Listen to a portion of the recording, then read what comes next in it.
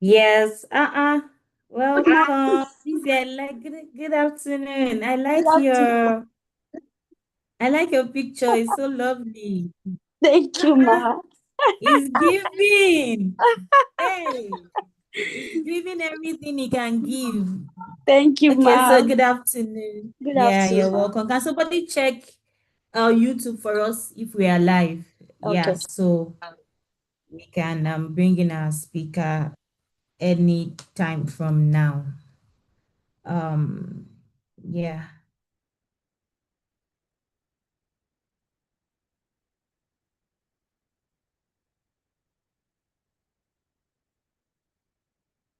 Okay, so can somebody just confirm that they're live?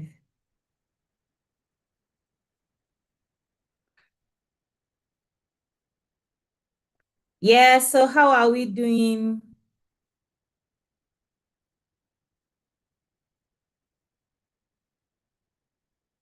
How is everyone?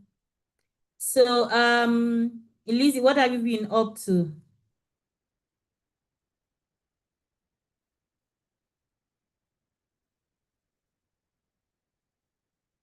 Let me just confirm. Are we live?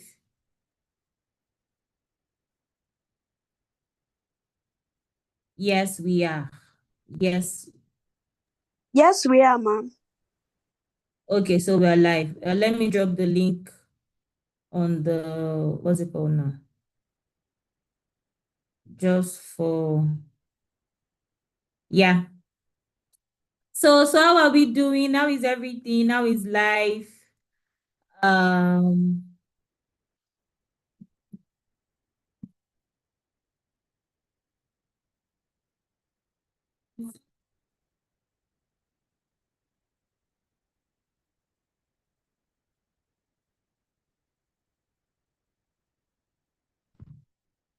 yeah, so you're welcome to expressions.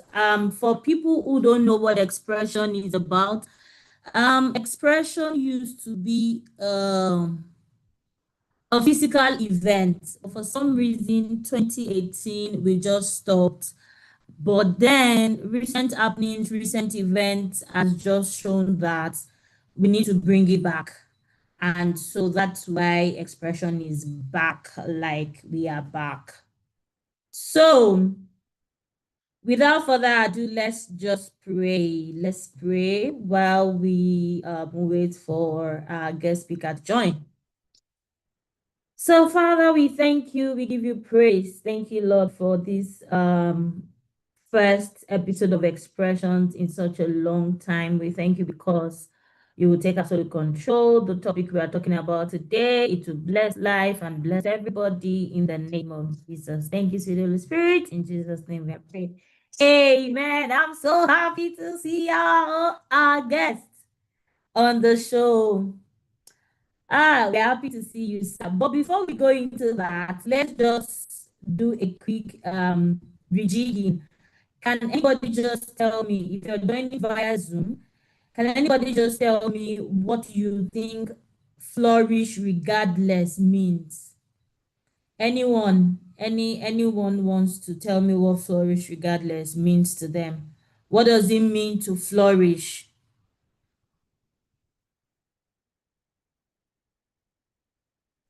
So Anybody on the is there a call? link to the YouTube? Some people are asking. I don't know how they can connect via YouTube.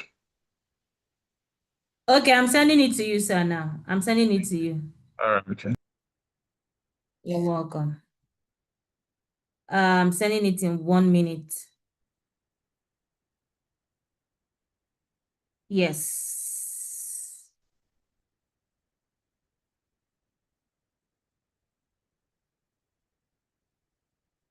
Yeah. So I've sent it to you, sir. Yeah. So if you're joining via Zoom, I intentionally ensure that we have very few people joining via Zoom. But if there's anybody that wants to join via Zoom, it's fine. We just want a lot of engagement via the YouTube channel. Yes. So you're welcome, everybody. If you are joining us online, you're welcome, you're welcome, you're welcome. Expression is not a new event. It is not new. It is something that we have been doing over the years, but for some reason we stopped. But after a lot of, I call Uncle Juan mentor emeritus. After a lot of rejigging of my script with Uncle John, we just thought that okay, why not? It's good to bring back expressions, and so that's why expression is back. So basically, in expressions, we just really have authentic and meaningful conversations. And I just want to say that expression is not a Christian event. It is an event for everybody and it cuts across. So a lot of the things that we'll be sharing via expressions will be things that cuts across people in general. So I just thought to put that out there so that yeah, we know why we are here. Um, having said that, if can you monitor the YouTube for us? I would like to ask, what does flourishing mean? Can somebody tell me what flourishing is about? What does flourishing mean? If I do you want to help us? Okay, do you want me to talk about just flourishing or Yeah, flourishing like at the theme for the meeting? yes, talk about what flourishing means to you and then what it also means to flourish regardless. Okay, so flourishing to me, I think in simple terms just mean doing well, booming. And then in this particular context of flourishing regardless, to me means that me doing beautifully well, excelling regardless of whatever circumstances or situations or challenges that I'm facing or going through or is happening around me. I'm still booming, I'm still doing well and pushing beyond bonds. Let me check if we have comments on the YouTube. So what does flourish regardless means to, is it possible to even flourish regardless of circumstances? Thank you, Chuku Kakesi. Thank you, Deborah. I can see you online. Oh, is it possible to flourish regardless of circumstances or whatever anyone is going through? Is that actually possible?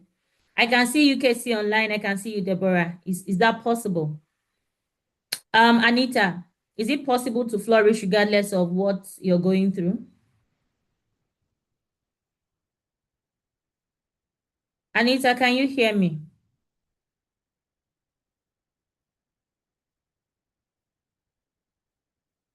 Oh, thank you. I can see Yetunde. Yetunde says it means striving. Thank you, Yetunde Dario, for joining. Thank you to everyone that has joined online. Yes. So what we are essentially going to do today is just to have Uncle Juan.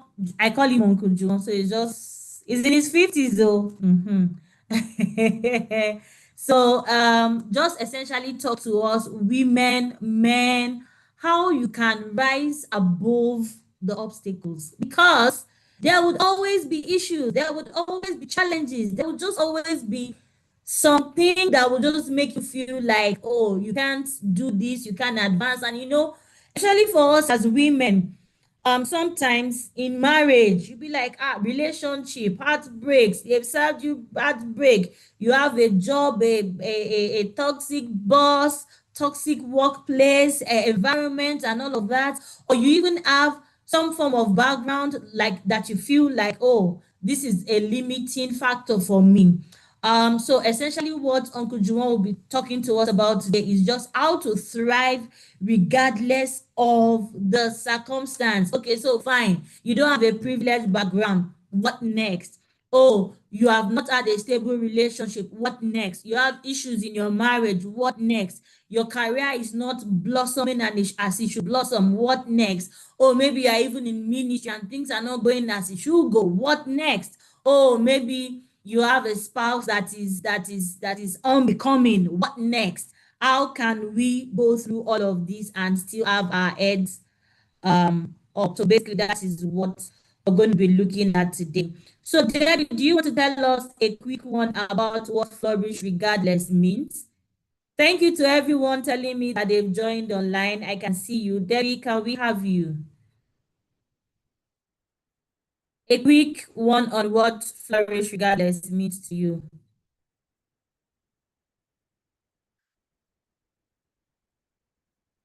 Okay, I can see Amaka. Amaka, thank you. Amaka is saying, yeah, I can see you. Thank you. I can see Oluwadamilare. Thank you. What does it mean to flourish regardless?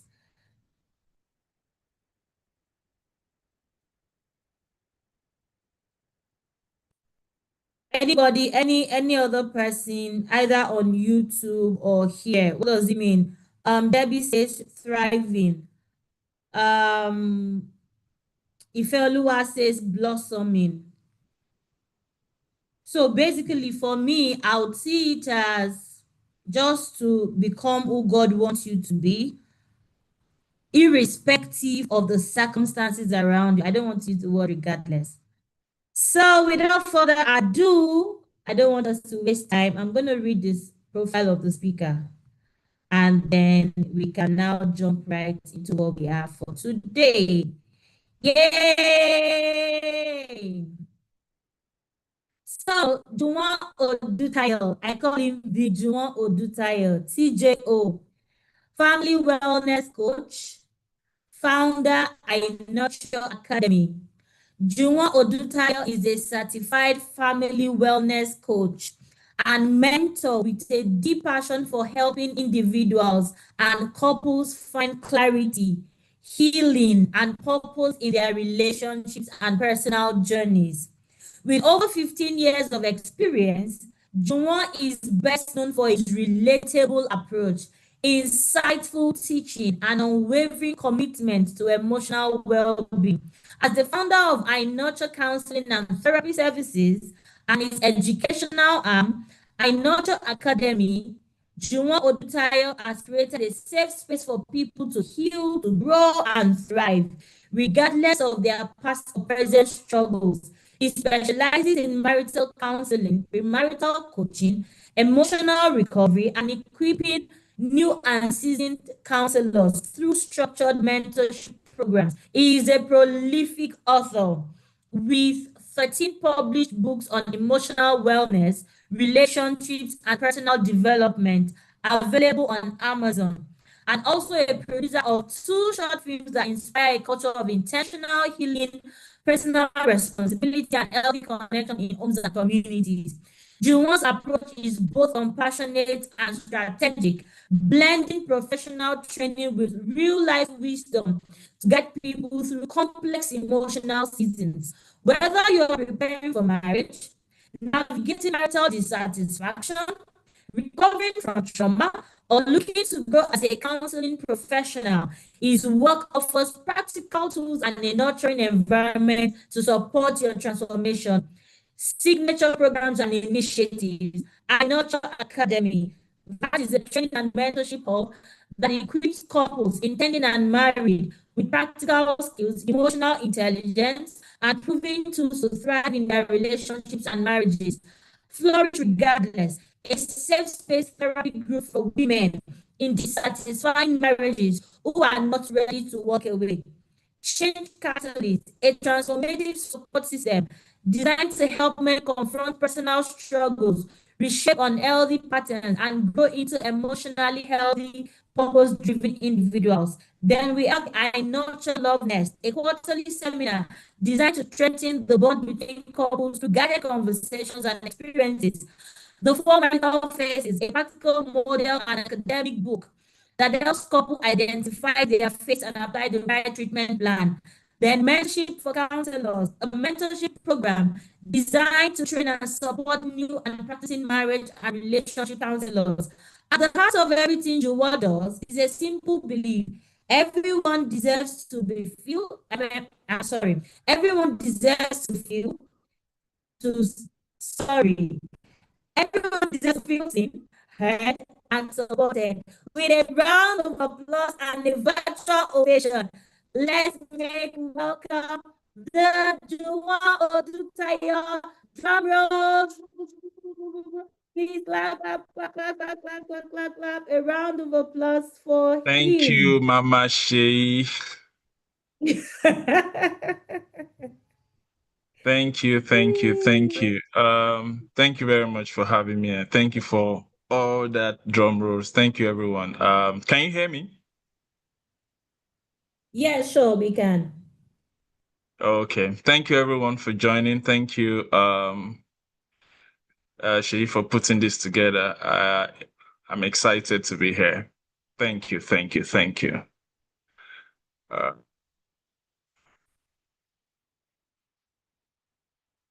want to share my screen.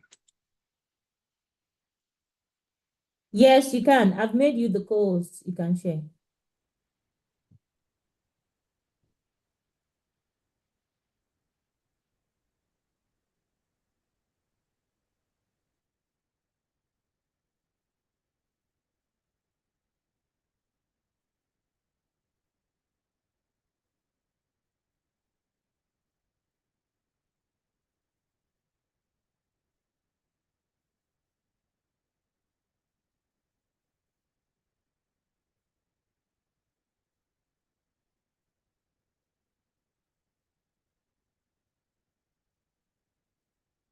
We grew up on stories that shaped how we think about life, love, and marriage. We grew up with fairy tales that tell us that happiness begins when the prince finds the princess. Culture told us that suffering in silence is a price of keeping a home. Religion sometimes told us that endurance without boundaries is holiness. And society told us that your worth is tied to who accepts you or rejects you. But what if those stories are incomplete? What if flourishing is not about waiting for someone else to complete you? What if marriage was never meant to be a prison of endurance, but a partnership of growth? What if healing is not found in pretending everything is fine, but in creating spaces where you feel safe, seen, and whole? This afternoon, I want to invite you to unlearn some of the fables we were raised with and to embrace a deeper truth that no matter what life, relationships, or circumstances bring your way, you can heal, you can grow, and you can flourish regardless.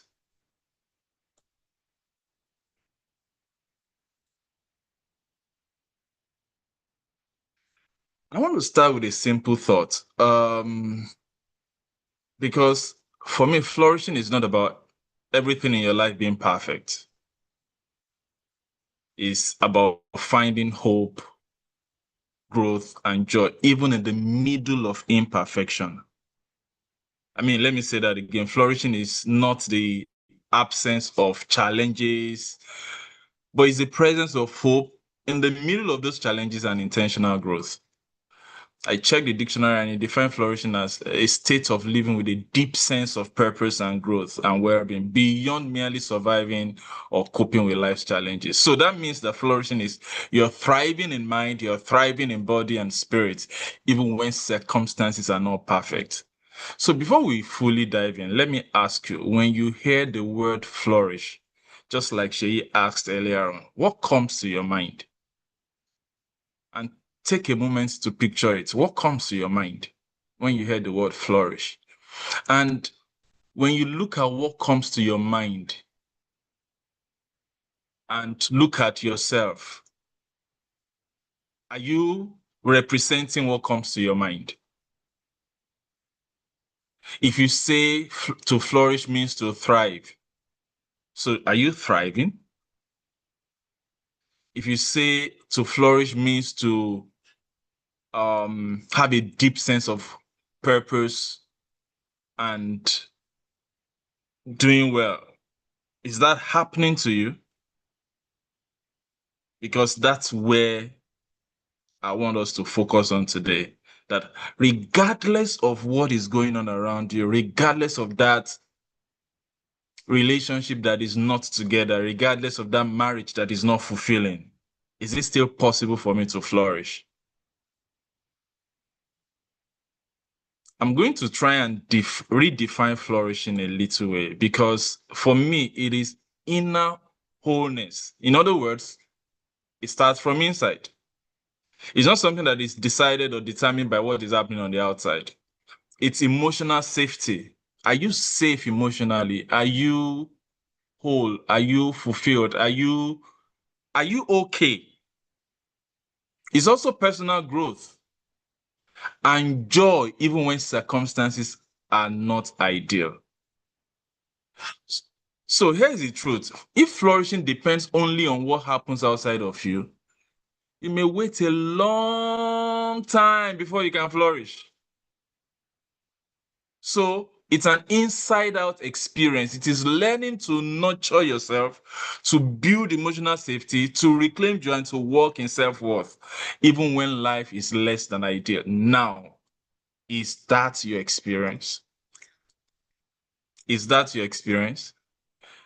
Flourishing involves self-awareness. And that's why I'm asking that personal question. Is that your experience? Are you even aware that you may not be flourishing? It also involves resilience. I mean, when I say, do you understand your emotions and triggers? That's self-awareness. Do you understand your emotions? Do you understand your triggers? Do you know spaces that do not help you thrive?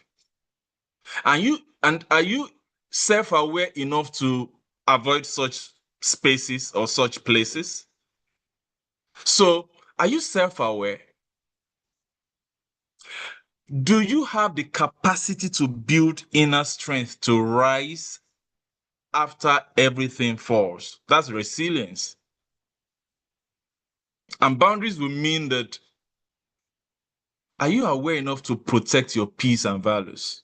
Can you guard them jealously, or you think about every other person first and you come last? You are conscious about how other people are feeling, and you relegate your own feelings, you relegate your own needs or values. Are you focusing on who you are becoming? That's a growth mindset. Not just what you have been through, but who you are becoming. And this is my favorite quote, and I say this a lot. Whatever you give attention to thrives. Whatever you don't give attention to dies. And when I say whatever, chances are that you're probably thinking, if I give attention to my family, if I give attention to my career, if I give attention to my partner or my spouse. That is not incorrect. But can you see yourself in that whatever too? That if you give attention to you, you will thrive. So are you giving attention to yourself? Because whatever you give attention to will thrive. And so if you're not thriving, we can actually say that you have not been giving attention to you. It's common. I mean, for those of us that fly regularly, when those cabin crew come and they want to tell us safety measures, and they say that when there's a turbulence, you fix the oxygen mask. Even if you are carrying a child, that you fix it on you first. That is you giving attention to you, because if you have not sorted yourself, you may not be able to sort another person. So if you are not thriving, I dare say that you have not been paying attention to yourself. And I will challenge you to use a meeting like this to correct that and pay attention to you. I have a flourish regardless mantra that I usually say, and I think it's in my next slide. It says you can rise even with broken pieces. Your worth is not defined by what happened to you. Self-care is not selfish. It's survival and renewal. Healing is a journey, not a one-time event. You can rise even with broken pieces. So regardless of what the situation is, regardless of how bad or how irredeemable it is, you can still rise. With the right tools, you can rise. And I'm going to show you those how you can do that in this meeting. And if I get interactive, I would encourage you to participate and answer questions if I throw them in. So, because I want to go to the meat of the matter now. What are the pathways to flourishing? What are the pathways to flourishing? The first thing I have here is name the load. I will unpack that in a few seconds. Create emotional safety. That's the second pathway. The pillar 3 is rediscovering self-worth. And then the fourth one is growing beyond survival. So what do I mean by name the load? You see, many of us are weighed down by hidden pains we've never put words to. So the first step is to courageously name what you are carrying. Because you can't heal what you cannot name. And some of the weights that we carry, it could be more than this. Relationship disappointments. Let me share Amara's story here. I'll call her Amara. That's not her real name though. But for the sake of this meeting, I'll call her Amara. Amara was a wife and a mother of 2. At the time that I met her, she had already had 2 children. And she had endured 10 years, 8 months, 10 plus 8, yes, 10 years and 8 months, years of abuse. She got married very early. In fact, I think the dude was second relationship. And the abuse was bad. But she finally found the courage to leave and start over. She jackpot with the children. But you know what happened to Amara is one would think that after she had left, that her life would be better. But even in her new life, the old wounds followed her. They were like gum to her shoes. And for the sake of her daughters, she still allowed, because, he's still their father. So she allowed the husband to visit. And each time he did, she felt herself unravel all over again. And one of the things she said when she signed up was, I've left the marriage, but I don't feel free inside. That's a load. That's a load. Because the 10 years experience has created a type of Amara that she didn't like, that she didn't recognize, that even after leaving that space, she was still carrying that load. Because there's a difference between your adaptive self and your authentic self. So Amara was operating in an adaptive self that 10 years of abuse created. But you see, sometimes you can't blame people for what they are doing or for what they are carrying, because if you really don't know better, you can only use the tools that you have. So she signed up for the program, and then she found new tools, she found safety, and slowly, she began setting boundaries. She began rediscovering her voice and learning to plant, flowers in the middle of the rain. I think it was last month. She just came back from vacation with her 2 kids. Amara is thriving now. Why? Because she could name the load, that this is what is happening to me. This situation created this. And as a result, I was carrying a load. So can you name the weight that you carry? Can you name the weight that you carry? And this weight, this is like invisible backpack. And I want to, let me engage us a little. Let's do one quick exercise. Even if your own is relationship disappointment or met expectations, probably guilt or shame or silence, fear of starting over, you are carrying it, but nobody is saying it, but it's breaking your back. So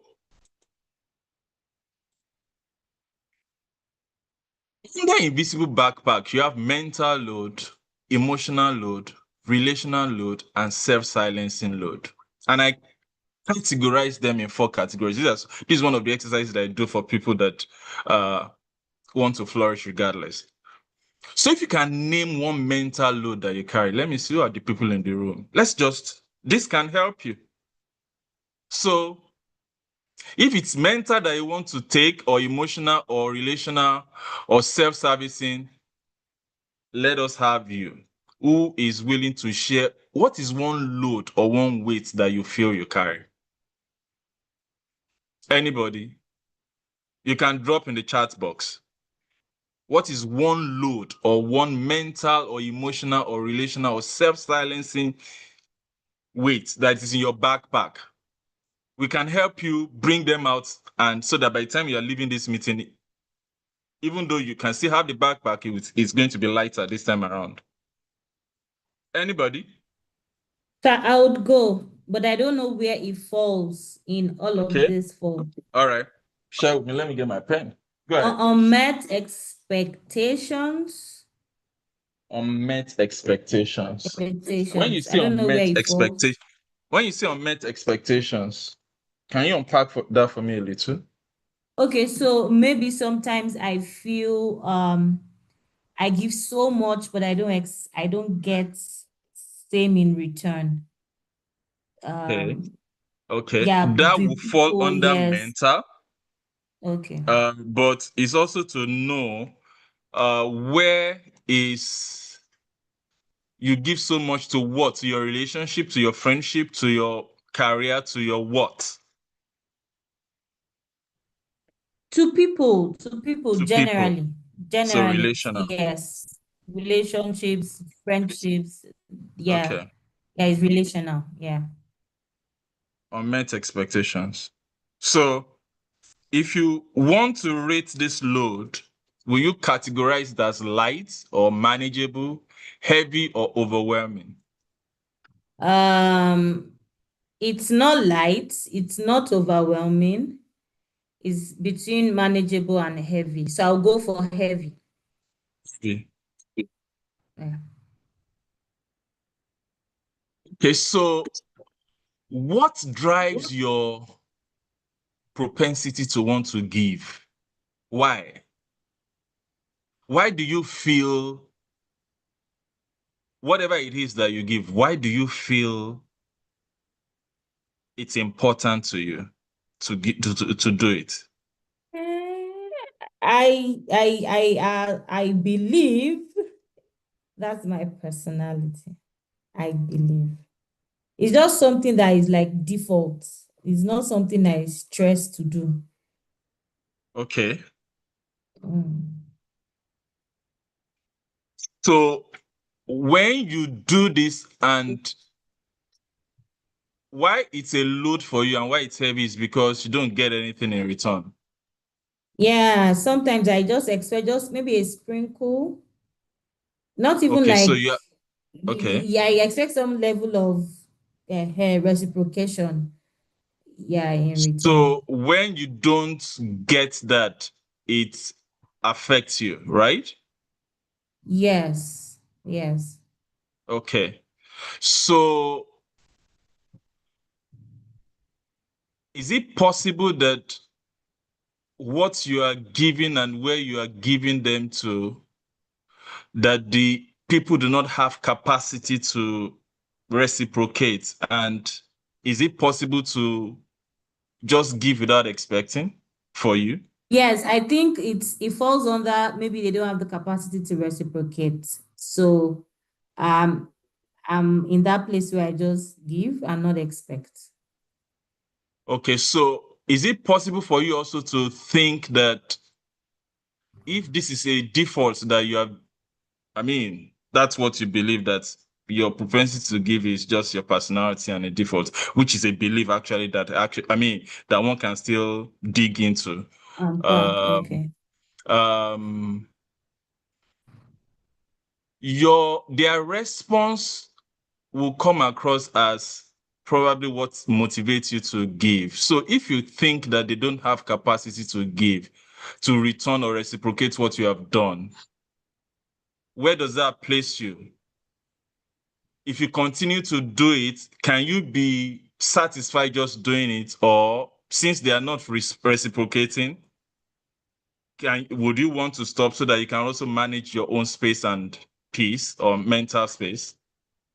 Okay, so Which for me, one? I think I would not just go over and above, since So you can I have won't just control go over any what you do. extra. I won't do any extra. I'll just stay within what is comfortable and not Comfortable for stretching for you. me. Okay, Yes. fantastic. So if you do what is comfortable, controllable within your capacity, knowing fully well that nothing may come from this, will that be fulfilling enough for you? Yes. So that means that if you don't get anything in return, you won't lose sleep over it. Okay, good. Maybe you should consider that.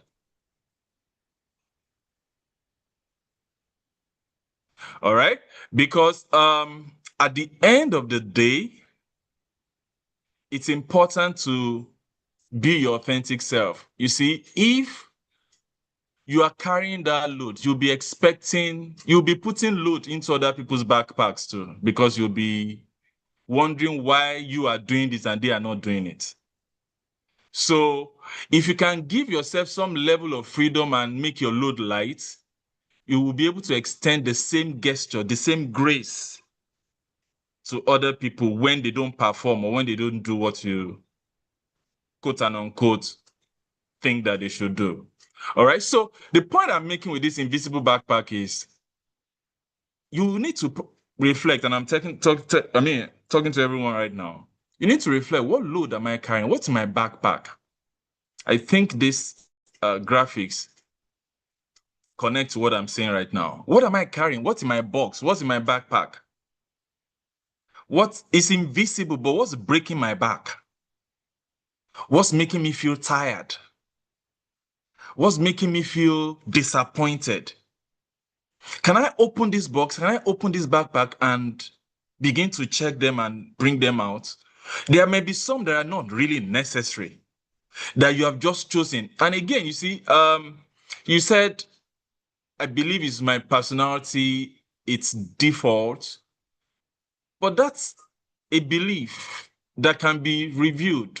And personality types have strengths and weaknesses. So if there are certain weak areas in our personalities that are not empowering, that are not fulfilling, is to build skills to develop in those areas so that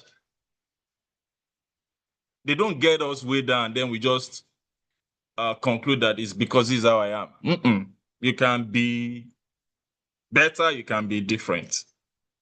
If you find a part of your personality that is sabotaging you, then you should work on it so that it can be better. All right, let's move on. So yes, I need you to name the load you are carrying, because that is the first pathway to flourishing. What is that weight that you are carrying? What is that weight? And then if you can identify that weight, because you can't really heal what you cannot name, then you can check, is it lightweight? Is it manageable? And many times, light, manageable are things that we have adapted to. That's your adaptive self, not your authentic self. Probably because of society say a wife should be, so you have adapted, or a husband should be, so you have adapted. And in fact, it's not that your adaptive self is bad in itself. It's actually how you have coped and survived through life. Your adaptive self accepts you. So we may not necessarily say that completely lose your adaptive self, but it's just that, can you create space for your authentic self? For some people that are Christians or religious, some of the loads that you can carry is the fact that you have to show up every time there is a meeting.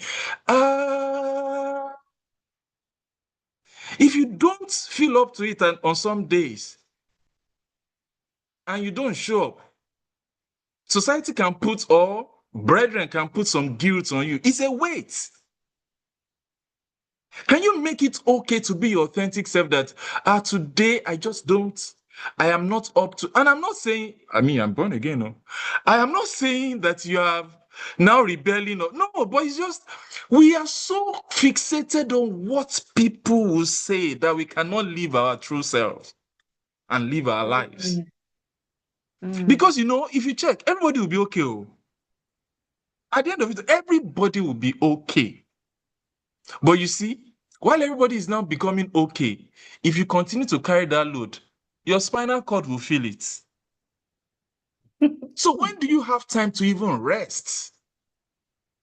When do you have time to breathe, to pay attention to you for self-care? When? You keep silencing yourself. You keep getting up at very odd hours because of what they have told you have to do. You have to do. You have to be like this. You have to do this. All right, let me leave this slide because this can. So let's go to the third pathway, which is, second pathway, which is create emotional safety. Create emotional safety. So I have some graphics here. Emotional safety will mean you're protecting your heart, you're nurturing your mind, and you're surrounding yourself with things that enable your growth. So how can you set and honor your own boundaries? How? Have you thought about that? How can you practice self-compassion and not self-criticism? We have tendency of criticizing ourselves more than we are compassionate. You are compassionate with everybody else, but with you even when you do a great work, you will still find one complaint or the other with it. How can you choose environment and people that support you? Can you also give yourself permission to feel and heal? Because this happened not long ago. We've been living in the estate that we live in now for maybe 5 years now. And like 3 months ago, the local church that we go to decided to have a house fellowship in our estate. And the people that will be hosting, the couple that will be hosting the house fellowship are friends. Our children are friends with them too. And so as a result of the launch of the new house fellowship that will be holding Sunday, 5:30 p.m., suddenly the routine that we've had for like 4-5 years that we've been living in this place is supposed to automatically change. That is, you're a Christian now, you're a minister in church. It's a load if you do not realize. And so they launched they did the inaugural service, inaugural fellowship, and then after that, of course, we didn't attend. And then that evening, the host sent a message to us that, okay, so we are now hosting this and that, so we'll be hoping to see you next week and all that. And I replied, I said, we thank God for what God is doing. I sent a very Christian reply. We thank God for what God is doing and all that. Well done. May God continue to increase you as you have opened up your house for this. But we may not be able to attend. Why? Because we have other engagements and activities that we do on Sunday. And let me be honest with you.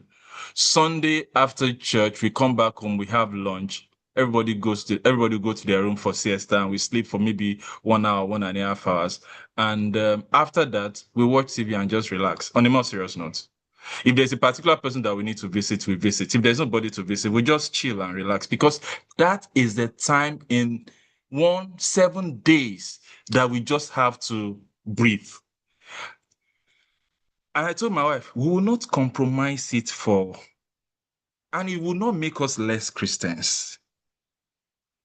And so for the 3 months that this thing has been running, yours truly and his wife have not attended. And it does not mean that we are fighting or anything. It just means that that break is important.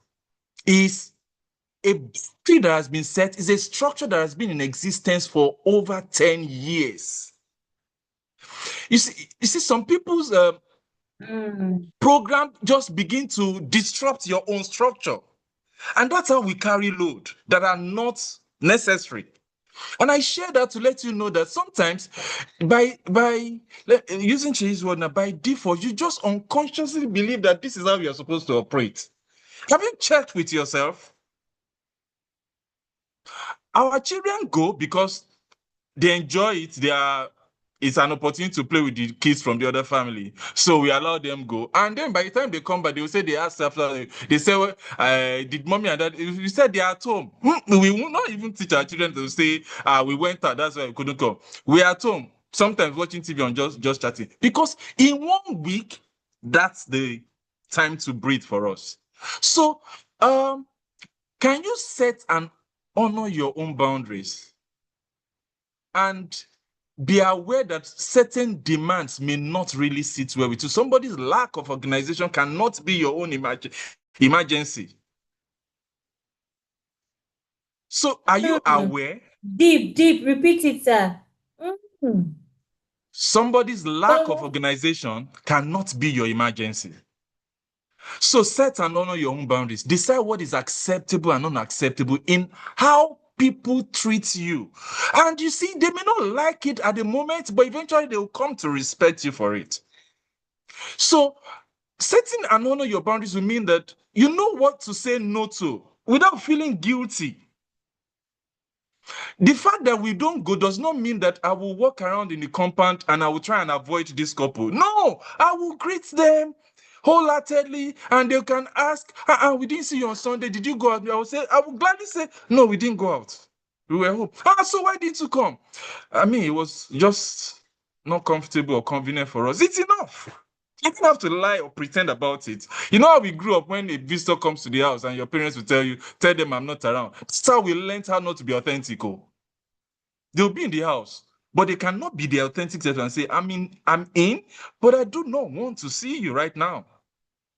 So they will tell when these people come, just tell them we are not around, that we have gone out. That's adaptive. So boundaries are like fence. If you can look at that graphics. So this is how far you can come. Can you stay there? Don't come and intrude. Don't crouch into this space. And self-compassion will mean those harsh inner dialogue. You know, you have an inner critic within you. That there's hardly anything you do that your inner critic will commend. You need to replace that inner critic with a kind, supportive encourager. In other words, pat yourself in the back sometimes. Instead of I failed again, say I'm learning and this is part of my growth. Emotional safety begins when your inner voice becomes a safe place to stay. Because really, how can you even find a safe space or a safe place when even within you it's not safe? That's what emotional safety. Can you protect your heart? Can you nurture your own mind? And how do you nurture your own mind? Say kind words to yourself. If I ask one or two persons now to praise themselves for 1 minute without using any Bible verse, it will be so. For some people, will find it difficult. As in, just start praising yourself. Don't use the Bible says I'm fearful. No, don't use any scripture, but praise yourself. It's an exercise you should try someday. Stand in front of the mirror and just praise yourself. You're so handsome. You're so beautiful. You're fantastic. The work you did last week was amazing. I like the way you treat people. I like how you are. Can you praise yourself for 60 straight seconds without using Bible verses? That's how you can nurture your mind. Those kind words. You will say kind or beautiful things to other people, but never to yourself. Who did that to you? Choose environments and people that support you. Be intentional about where you spend your time and energy. I have a client that is always saying that one of our favorite words is when somebody says, I don't have capacity for it. I don't have the bandwidth for that right now. That is our favorite line right now. I don't have the bandwidth. I don't have capacity for that right now. And that's how she just excuse herself from it. Oh, that meeting, that I don't have the bandwidth for you right now. So can you be intentional about where you spend your time and your energy?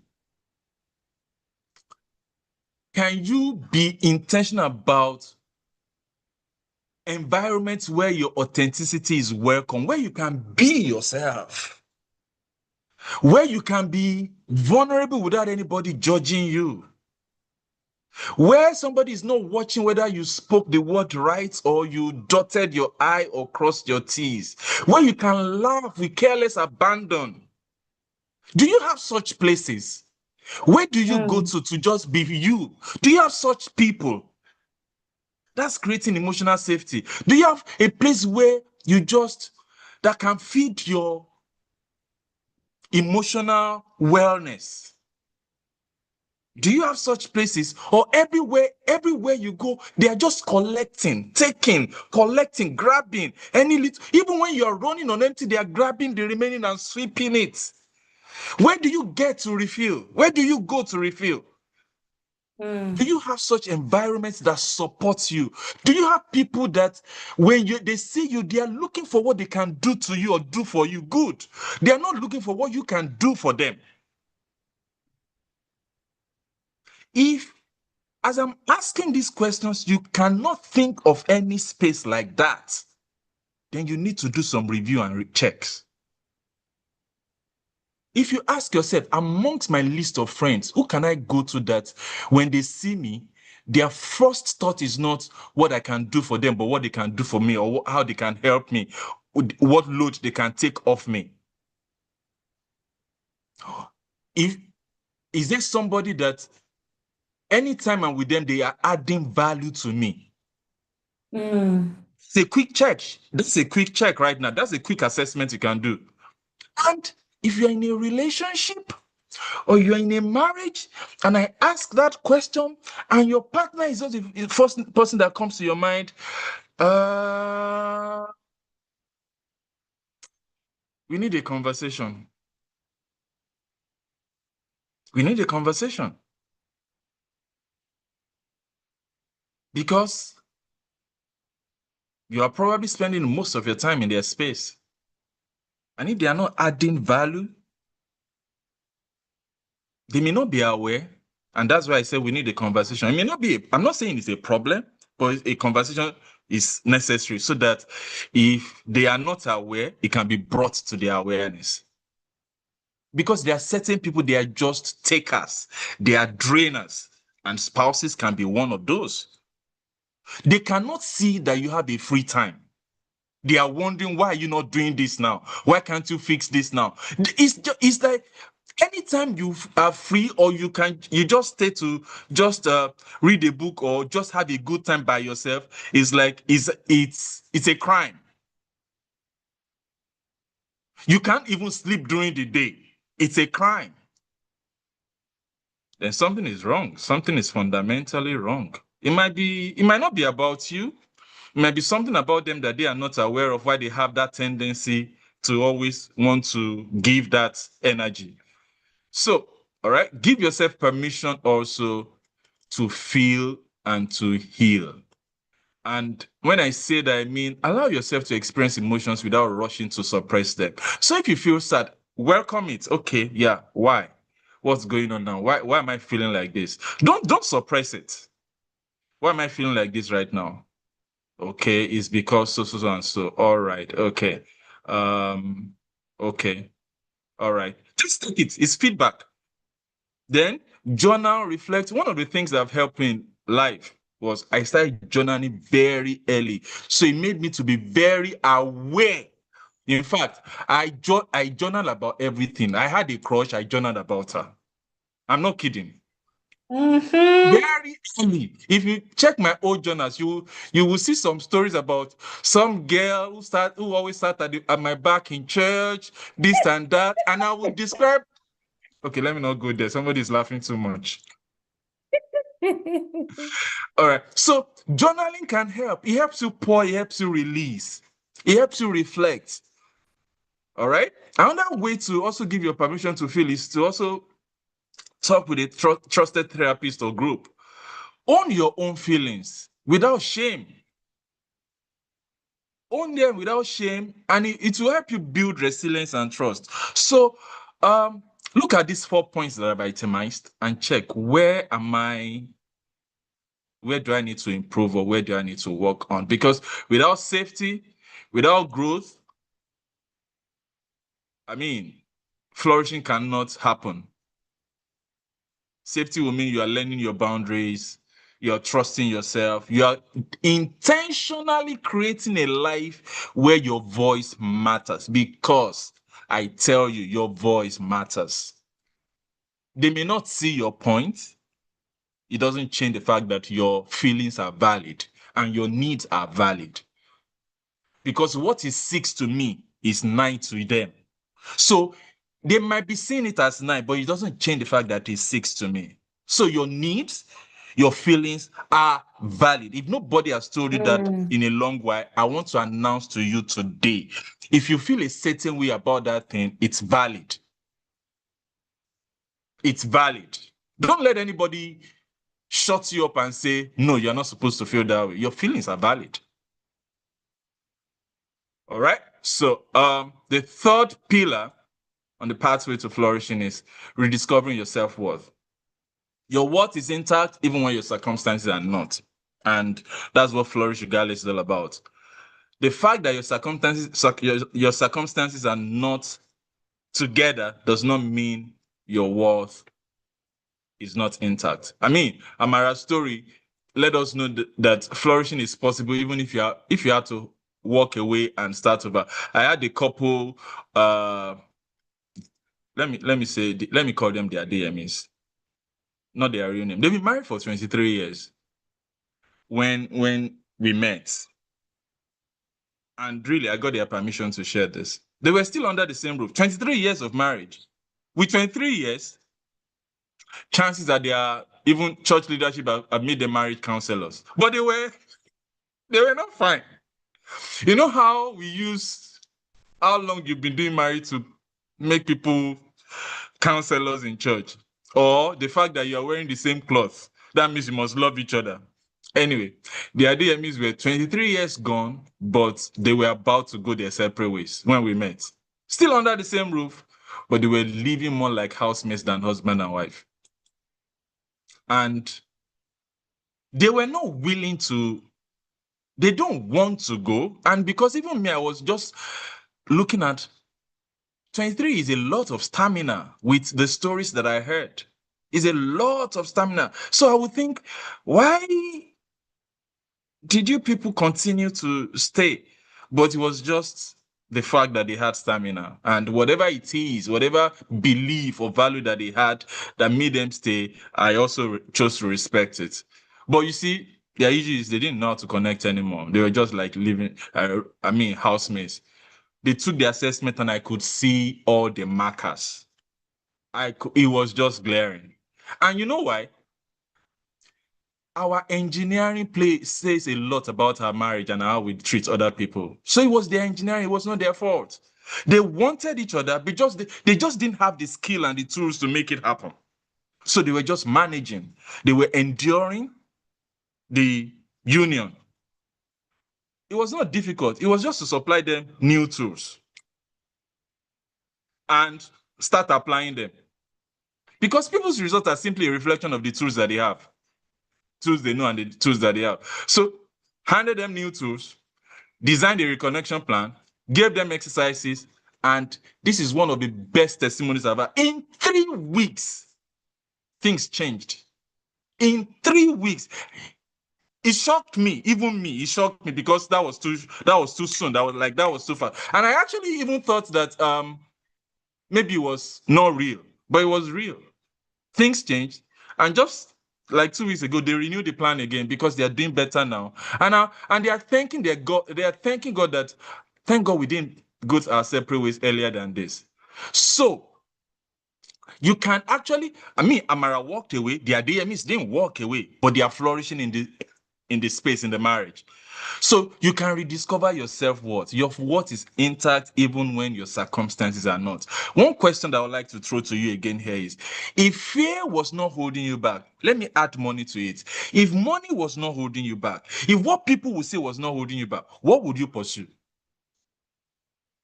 If fear was not holding you back, if finance was not holding you back, if what people will say, society will say, is not holding you back, what are the things you would likely pursue? That's how you rediscover your self-worth. That's how you discover your self-worth. So, and that's how you move from surviving to dreaming to loving and to thriving. And like I said, I mean, so one person that did this said, one thing I know now is that my dreams didn't die with my marriage. The last session was a major reminder. For the first time in 13 years, I have several messages like this. For the first time in 13 years, I feel more confident about the future. And you see, a lot of times, it's just what we know. And we are not aware of anything better. And that's why we are getting the results that we are getting. If your results are not, if you don't like your results, it's to check the things that you know and the things that you're using. I think I asked this lady a question. Yes, they're a major part of my routine now. I sleep better now. The situation doesn't bother me anymore like it used to. So the circumstances may not be different, but you can still flourish. I've started volunteering and I've rediscovered my passion again. Thank you so much. I have several, I'm just sharing some of the feedback here. My trip was smooth. I just said to you, I didn't realize this was possible, but I look at myself today and I'm glad I reached out to you. I no longer feel stuck. The moment I found my voice, things began to get clearer. I'll give you more details when we see next week. Thank you so much, John. And there are several of these because people are possibly not aware of new tools, of different things, of different approaches to take things. So there are two approaches. I run a Flourish Regardless program, which I think Shay talked about it. I mentioned to Shay. There are two approaches to healing and thriving that Flourish Regardless does. It is the first one is one-on-one support. A safe, confidential space where you work one-on-one with a therapist with me.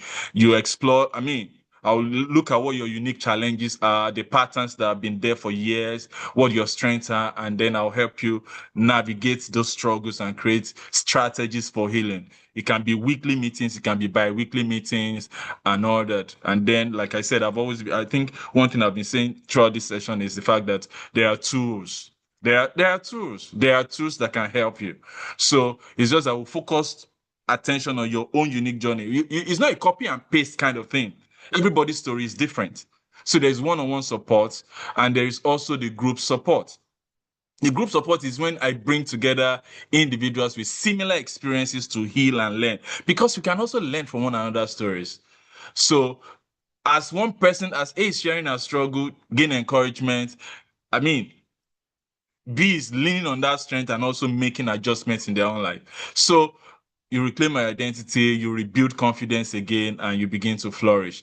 There are interactive activities and interactive exercises that will be done, discussions, just open up our minds to several options and several perspectives. And everybody, including myself, I learn from that group discussions. So those are the two approaches and two pathways that I do with Flourish Regardless plan and all that. I think I have them. So I ask you, I'm rounding off right now so that I can take questions. I'll have time for questions. I say choose growth, choose healing, and choose to flourish. And these are the two packages, the one-on-one and the group. And of course, there is an investment charge to it, but for this meeting, I am making the group one is $250. I'm making the group one free for the first 8 registrations. The individual one will enjoy a 50% discount, but the group one for the first 8 registrations will be free. So if there is anything you need support, you need somebody to handhold you, this is an opportunity for you to take advantage of it. I like to say as I close that flourishing is not the absence of storms, but the courage to bloom in the rain. It's not waiting for life to be perfect. I am a an unapologetic advocate of the fact that regardless of the situation, you can be in that marriage and still flourish. I believe it because I know it works. And I dare say there are many pastors' wives in my Flourish Regardless program. There are many pastors' wives because they can't leave. They don't want to leave. It will mess up a lot of things, but they just know that they are not living fulfilled lives. So how can they flourish regardless of what church, religion, society, weight, load that is on their backpack there? Anyway, it's possible to flourish. It's just to define this, know your unique situation and come up with tools and strategies. I shared this story with Shay. I did, and that's also the challenge of the society that we live in. There were two women that I'll just share this story around of. Pardon me, give me just 3-4 minutes extra. There are two women that signed up for Flourish Regardless program at the same time, not the group one, the individual one. There are two wives, and one in Nigeria, the other one not in Nigeria. And we started. By the 5th session, the one that is not in Nigeria showed up for the next session with her spouse. And I was surprised, like, okay, what's going on? She said they are ready for marital counseling now. And I asked questions, why? And the wife was not even shy or ashamed to say, well, he saw what was happening in me and just knew, yeah, better sit up and sort himself out, or else he might be sorted out. And so she transited from Flourish Regardless program and started marriage counseling. The one that is in Nigeria, or that was in Nigeria, finished the program, and 2 weeks later, she left the marriage. Now, what was the difference? Why the other one was that came back and transitioned to marital counseling, with the things that were happening, it was the man that would leave the house, not the woman. In Nigeria, it's the woman that leaves the house. So even the society, the culture, or the beliefs in where you're located even affect how you operate. The same program, different outcomes. Now, one would say it was because the man was afraid, that's why he came for counseling now. Even Jesus said, come as you are. Well, even if the motive is not together, as you enter the process, it will be sorted and it will be fixed. So even if the reason is out of fear, as he signed up, things got better. So yeah, you are more than what happened to you, more than what you lost, and more than what you fear. So to flourish together is to rise when life pushes you down, to hope when hope feels fragile, and to choose joy even when pain lingers. So as we leave here today, as we close, I want you to carry this truth with you, that your circumstances may shape your path, but they do not define your destination. The power to flourish is already within you. You can nurture it, you can protect it, and you can let it bloom everywhere you go. You can flourish regardless.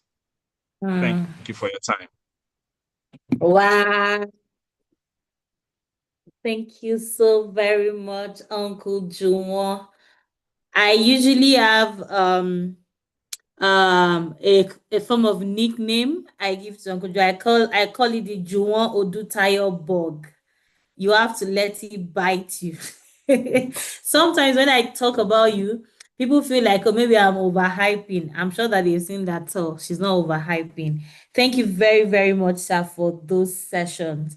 And if there is anything that stuck that leaped at me, was the fact that we have to name the load. You have shared a lot of things, and sometimes for me personally, when I'm going through certain things, I it's you know you're feeling something, but you actually don't know what it is you're feeling. And so you saying name the Lord has just made me more conscious, of how to identify and what exactly am I feeling and all that. That was a lot to munch. I think for me, I would have to go to I have to rewatch and then go through this slides again. Yeah, so if you have questions, please let me know. If your questions are very sensitive, especially for those online, if you have my number, you can just send it to me. I would read it. And if you're watching, if you're connecting via Zoom, if you also have a question to ask and it's sensitive, just there's a way you can send questions on Zoom privately, and then you can message me. So we are taking questions now. If you have questions, please drop This is them. a registration form. The QR code is a registration form, so you can just scan it and Uncle John, we already have the 8 people, even before you bring it out like this in the open. We have the 8 people already. Oh. The okay. list is complete, except you want to, as you told me in the morning, I already Something told can my, register and not be night, and then we'll have a discussion. Yes, yeah, there's no problem yeah. there. So we have the list. So ó ti pé bẹ́ẹ̀ yẹn, but we can give room for people who some people have indicated with me already on WhatsApp. So if you are kind enough to extend, that's okay, but the list is complete. Yeah, so if you have questions, I'm waiting to take questions, please. If you have questions, please drop your questions with me, drop them in the group chat. Let's have reactions, especially for those on Zoom. I'm going to call everybody. Debbie, let's have your reactions, comments. Anita, let me have your comments. Ifeoluwa, wherever you are watching from, let me have your comments, reactions. Lizzie, Moro Nkefoluwa, let me have your reactions as well. And on YouTube as well, I'm also waiting. What do you think about the session? How has it blessed you? Do you have any questions and all of that? Thank you, Progress. I can see what Progress pasted on the group. We have a group chat, and she said there are certain people in life who are takers. They only want to receive without giving, and they are the drainers. They just exhaust your energy. That's why it's important to be mindful of people you allow in your space. I think that is so powerful. She also said be intentional about where you spend your time and energy. And I want to pause here to like just buttress this. I tell it quite in well a few people around me, I am very selfish with where I spend my time. It will actually look as if maybe Uncle Joanne and I had spoken on these things. I'm very selfish. You can't find me anywhere. If that thing is not going to advance my purpose, if it's not about the things I hold um, dear to life, it's not about family, it's not about my purpose, it's not, you're not gonna find me there. There is no there is no convincing you can do. If it's not going to help me in my journey, no, no, no, no, you won't find me there. So thank you, Progress, for that. She also noted that you said choose environments where your authenticity is welcome, where you feel safe, which I really think is important, where you can be vulnerable without judgment. And I think for me as a person, people see me as a safe space. If you've been wondering, Uncle Juwan is one of my safe spaces.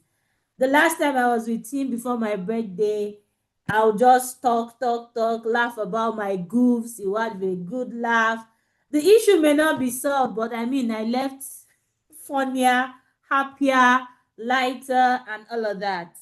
And then Progress also said, um, surround yourself with people who don't watch to see if you spoke the right word, which I think is really important. So I'm trying to check questions as well. So Debbie, Lizzie, Moronke, Folua, Anita, let me have your comment, questions, contributions. Thank you very much. God bless you. So I'm waiting for you. Just unmute yourself, please.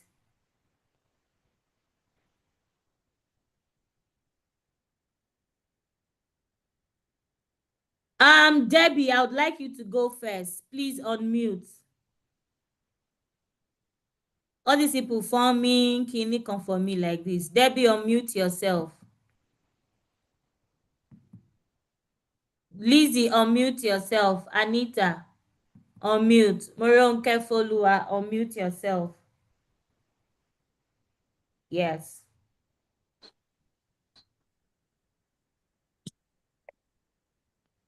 Hi, ma'am. Can you Yes, we can hear you. Go what for it, Lizzie. that for me here that name the Lord. You cannot heal what you cannot name. Another point up from here is give yourself the permission to feel and heal. In fact, so many things stood out for me today. I've learned a lot. Okay. Can I speak now? Yeah, sure. Go, Debbie. Good afternoon, everybody. I think when he shared the design, the infographics regarding load, knowing your load, it took a while for me to truly see that we may be carrying a lot as just as human, because seeing that there's mental load, there is emotional load, there is relational load, and I think there's just one more load. We are carrying too much, and there's a need to just sit down and begin to sort these things out one by one, one by one.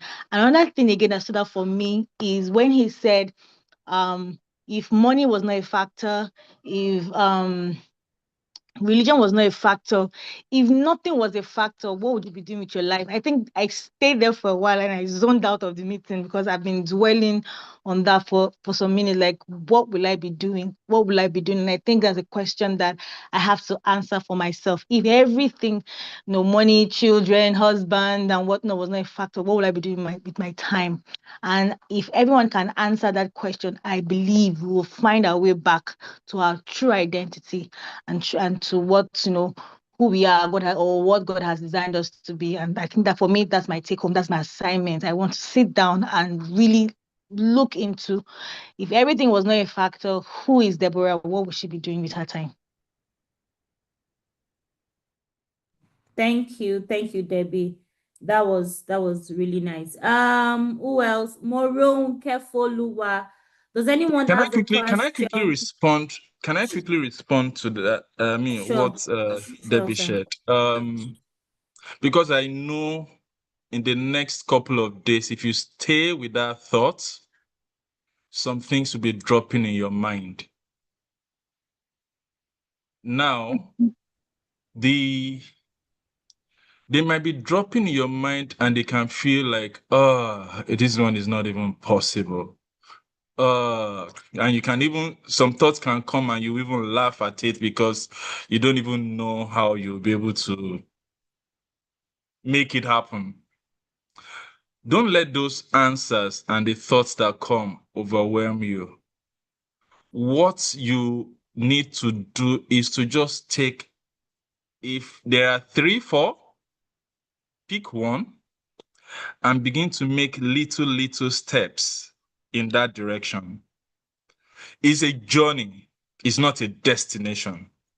So, like I said, there is the version of you that is adaptive, that you have developed as a result of your environment. And your environment will mean the rules you learned growing up, your expectations, the expectations people placed on you as a wife, as a husband, as a child, as a daughter. You adjusted to those expectations. It's the ways that you have found to stay safe, loved, or at least even avoid conflicts. Because if you don't do those things, mommy will probably beat you, or daddy will beat you, or somebody will say this. So you have to adapt like that so that you can stay safe and stay loved.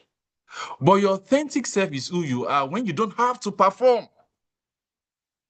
when you don't have to please or hide, when you don't have to overcarry. She's your natural emotional flow, your real preferences. I call it your full truth. That's your authentic self. Now, the adaptive self is not a bad thing. In fact, Your adaptive self is a brilliant survival skill. If the environment says stay quiet to keep the peace, your adaptive self learns to silence our own needs. If the message is saying your worth is in how much you give, how well you cook, how this and that, your adaptive self will give. Your adaptive self will cook, make the best meal, even when you're running on empty.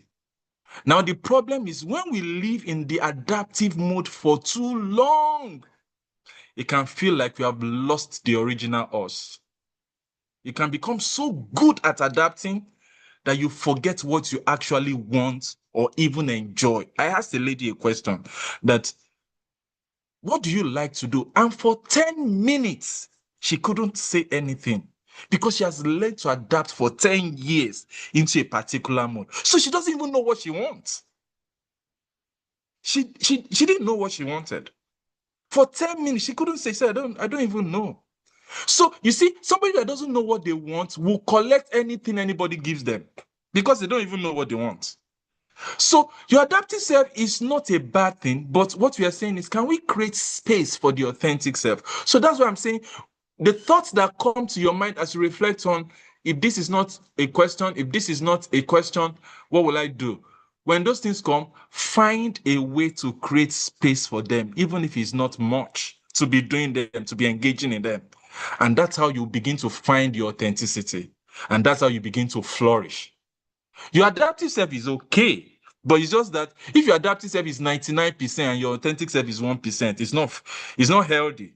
So they can even share 50-50. So, but we can come from 99 and begin to reduce it to 98 to 90-10. It's just to create space for your authentic self, a place where you can just be you. Even if it means I'm taking a 1 day or 2 days off away from home. Just go and relax in one. It doesn't have to be an expensive hotel. You don't have to do anything serious. It doesn't have to be deep. Just sleep and eat the food in the hotel and watch TV and just relax. It's okay. It's okay. And you see, you will sponsor this for other people. Why can't you do it for you? Somebody will raise a need in church. You will gladly drop money. But how many times have they raised a request for you? How many times have somebody taken care of you? And guess what? If nobody is looking after you, look after you. Look after you. Pay attention to you. What you don't pay attention to will die. It's not on the day that the person died. The person has been dying for 10 years. Okay, I get passionate when I'm on this hobby horse. Let me stop there. Thank you very much, sir. Thank you. Yeah. Thank you Then, so much. Thank you so much. Wow. Yep. okay. Somebody, I want to read somebody's comment here. She said, I don't want to mention her name. One of the heaviest loads I carried for a long time was my growing up. I had a very tough and bitter upbringing, and it deeply affected me. For years, I struggled silently, weighed down by the feelings of low self esteem, intimidation, shame, and fear. It wasn't until I opened up and shared my story, started seeking help and support, that I began to strive forward. Letting it out was the first step towards healing, growth, and finding my strength again. Today, I am thriving in all ramifications. So, Beautiful. yeah, and I think for me, I can relate to that as well. I mean, Uncle John knows a lot about my about my upbringing. It's not so far from what I just read out now. I mean, I'm not even ashamed to share it. It's in my first book, Twist and Turns. I had a very ah I don't even know the word to use. I didn't even know there was such a word that would say trauma. It's not that I'm thinking about it. And I'm saying, man, that was such a traumatic childhood. I mean, it's there in my book and stuff and all of that. And I think that for me, the healing began when I actually wrote that book. I didn't even think, I felt like when I wrote the book, the book healed me. The book only just revealed that the wound was actually very deep. I didn't know. So much so that when I did, Uncle John, when I did DAI and I took a course in mentoring, and one of the prerequisites for that course was that you should write your story. Wow. And there were some things in the book I didn't write because I felt like, oh, this is too. By the time I was still rewriting that story, I was crying because I looked at it and I'm like, Sheyi, you mean to say Wipe, you went through all of this? And I think I just concord with what this poster has said. I mean, sometimes it just helps when you just name it, like you have said. I think that's one that is, I mean, that stood out for me. I had to name all of that, and it really, really helped me. And I saw that even sharing it, I realized that a lot of people also had traumatic childhood. All of Yeah. us, we just wear clothes, and then we just, a lot of people will come and say, oh, I could relate, that you feel like you were writing my story. I was like, is this how all of us grew up? And I think, yeah, I don't know, but this is, I mean, yeah, that's my contribution. I don't know if this, yes, so yeah, Uncle Joe. Mm. Yeah, I don't know if there's anything to add to it. I mean, I know the story, so Maybe there's something you can pick out of it. I don't know, but yeah. see, I think, I mean, like you said, it's important to, you can't name I mean, you can't hear what you can't name. So if you have a Mm, name to it, and really, there's nobody that, especially if you come from this part of the world, all of us had trauma. mm, We are all in that WhatsApp group. So, but it's just to be aware. Self-awareness is you are now aware of what's going on, and then you can now take some steps. Somebody said that mm, the first steps towards change is awareness. All right. But mm, you see, for in relationship, it has a different tone because marriage will reveal you, refine you, and restore you. Now, reveal is the first step. It begins to show the tendencies that are resident in you that you probably may not be aware of. And many times they are probably very unhealthy, very not really fine. What happens is it reveals us and then we begin to say, that's how I am.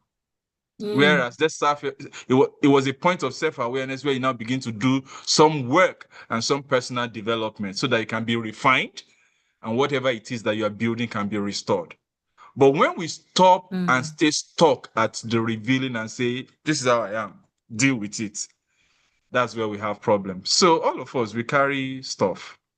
And I'd like to say something on the trauma. We'll round off soon since apparently there are no questions. To be Yeah. honest, when somebody says something and the thing really blesses you, usually we just go quiet. This for me, I have to rewatch personally myself. So I know that there may not be a lot of questions. A lot of the things that you have shared, they are self like explanatory. And I want to say something about trauma. I gathered with my friends like last week, and we're just talking trauma. We now realize that, just like you have said, all of us had trauma. And I didn't know that I have a trauma around auntie figures. I just realized that everybody around me is Uncle Juwon, Uncle this thing. There is no auntie. I can't pinpoint any auntie figure in my life. And I'm like, why? And I realized that I have some form of fear towards auntie relationship because of a particular auntie relationship I had when I was young. Thought that she was an auntie. I thought she liked me, only to realize that she was half the time she was sabotaging me. So it just makes me withdraw. So if I see an older female figure, I'm not drawn to them.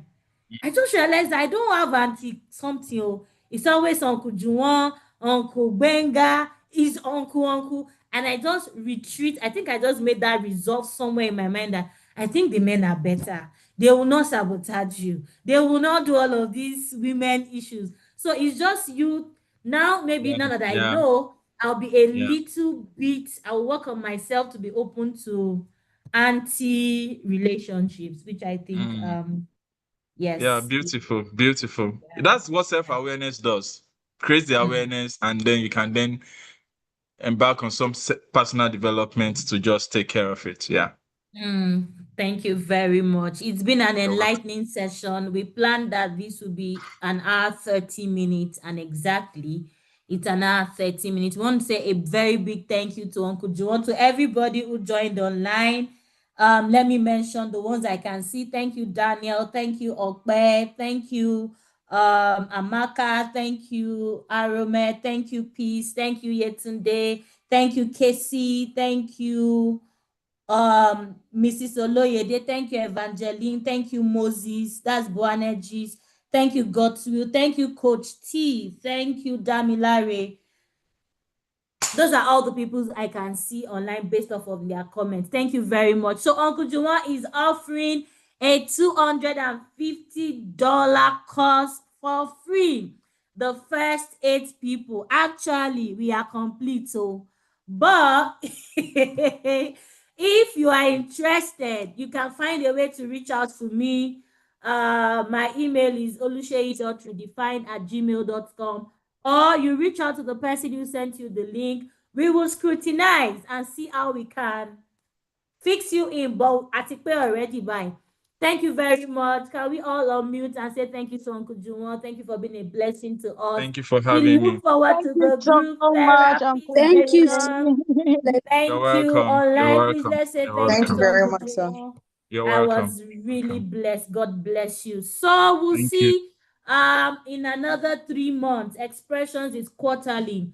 We'll bring somebody else to come and handle another aspect of our lives. An expression is not a Christian event, so you'll be seeing us bring Muslim speakers and all of that. So thank you very much. God bless you Thank till you. we see on another exciting episode of Expressions. Bye. Bye. Thank you, everybody. Thank you. Thank you. Thank you. God bless you. Bye.